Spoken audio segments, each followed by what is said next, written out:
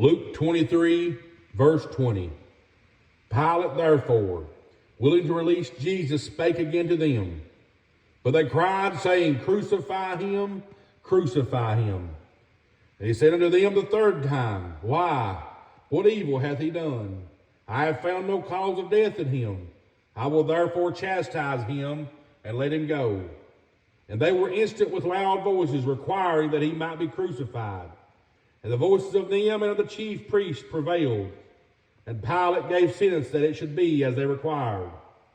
And he released unto them him that for sedition and murder was cast into prison, whom they had desired, but he delivered Jesus to their will. And as they led him away, they laid hold upon one Simon, a Cyrenian, coming out of the country, and on him they laid the cross, that he might bear it after Jesus. And there followed him a great company of people and of women, which also bewailed and lamented him. But Jesus, turning unto them, said, Daughters of Jerusalem, weep not for me, but weep for yourselves and for your children.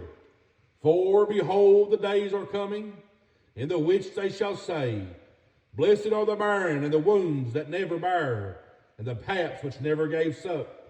Then shall they begin to say to the mountains, Fall on us, and to the hills, cover us.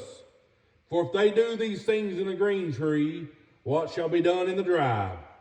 And there were also two other malefactors led with him to be put to death. And when they were come to the place which is called Calvary, there they crucified him and the malefactors, one on the right hand and the other on the left. Then said Jesus, Father, forgive them, for they know not what they do. And they parted his raiment and cast lots. And the people stood beholding, and the rulers also with them derided him, saying, He saved others, let him save himself, if he be Christ, the chosen of God. And the soldiers also mocked him, coming to him and offering him vinegar, and saying, If thou be the King of the Jews, save thyself. And a superscription also was written over him in letters of Greek and Latin and Hebrew, This is the King of the Jews. And one of the malefactors which were hanged railed on him, saying, If thou be Christ, save thyself and us. But the other answering rebuked him, saying, Dost not thou fear God, seeing thou art in the same condemnation? And we indeed justly, for we receive the due reward of our deeds. But this man hath done nothing amiss. And he said unto Jesus, Lord, remember me when thou comest into thy kingdom. And Jesus said unto him, Verily I say unto thee, today shalt thou be with me in paradise. And it was about the 6th hour, and there was a darkness over all the earth until the 9th hour.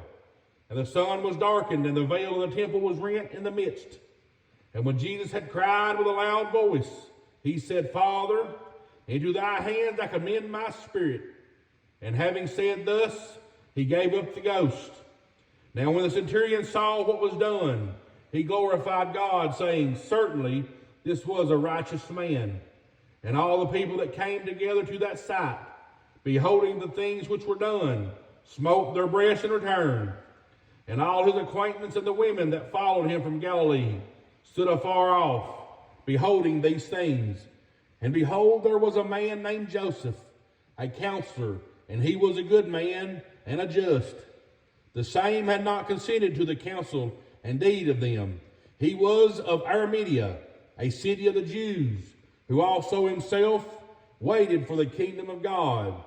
This man went unto Pilate and begged the body of Jesus. And he took it down and wrapped it in linen and laid it in a sepulchre that was hewn in stone, wherein never man before was laid. And that day was the preparation, and the Sabbath drew on. And the women also, which came with him from Galilee, followed after, and beheld the sepulchre, and how his body was laid. And they returned and prepared spices and ointments, and rested the Sabbath day according to the commandment